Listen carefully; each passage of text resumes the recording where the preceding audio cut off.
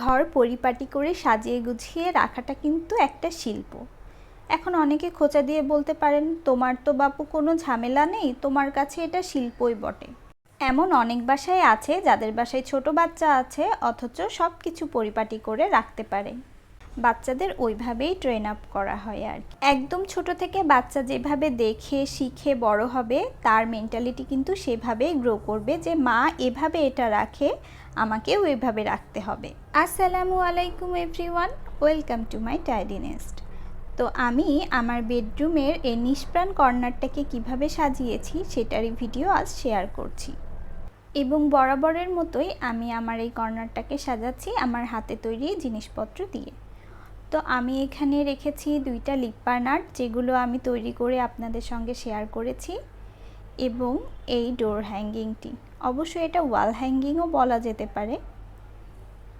এরপর এই তো কার্ডবোর্ড এবং পেপারের সাহায্যে আমি কিছু ক্যানভাস টাইপ করে নিয়েছি এবং এগুলোতে করেছি বহু আর্ট। এগুলো আমি দেয়ালে লাগাবো। এর সাথে থাকছে আমার এই ক্যানভাস আর্টটি আর এই কাচের বোতলটি, যেটা আমি শিকায় ঝুলিয়ে নিয়েছি। তো প্রথমেই আমার যেই পাশের দেয়ালটাতে সানলাইট আসে আমি সেখানেই আমার লিপ বার্ন আর 2টাকে টাঙিয়ে নিচ্ছি। আমার মনে হয়েছে এখানে সানলাইট আসলে সেটা রিফ্লেক্ট করে ঘরের মধ্যে যাবে এবং ঘরটাকেও আলোকিত করবে। আর এখানে বুক শেলফের পাশে আমি আমার মানি প্ল্যান্টের টবটি রেখে দিচ্ছি। ঘর সাজগোজ হবে আর ইনডোর প্ল্যান্ট হিসাবে মানি প্ল্যান্ট থাকবে না, এটা তো হয় না। তো এই ঝুড়িটা আপনারা অনেকেই দেখেছেন, এটা আমার লিভিং এরিয়াতে ছিল, তো এটা এখন থেকে আমার বেডরুমে আমি অ্যাড করছি। এখানে একটি প্ল্যান্ট অ্যাড করছি, এটার আমি নাম জানি না, যদিও এটা ইনডোর প্ল্যান্ট না, তবে সমস্যা নেই, আমি মাঝে মাঝে বারান্দাতে রোদে দিতে পারবো।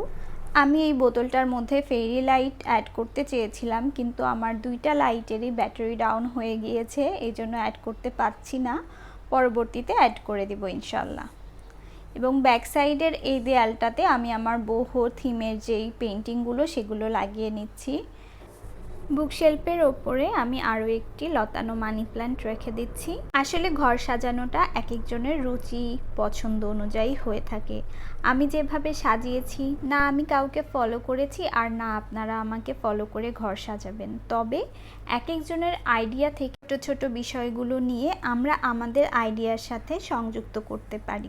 রুচি পছন্দ মতের মিল কিন্তু ব্যক্তিভেদে আলাদা, একই পরিবারের এক একজনের পছন্দ কিন্তু এক এক রকম।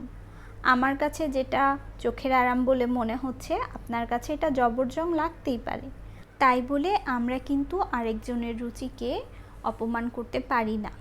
আর এভাবেই আমি আমার বেডরুমের কর্নারটা ডেকোর করে নিয়েছি।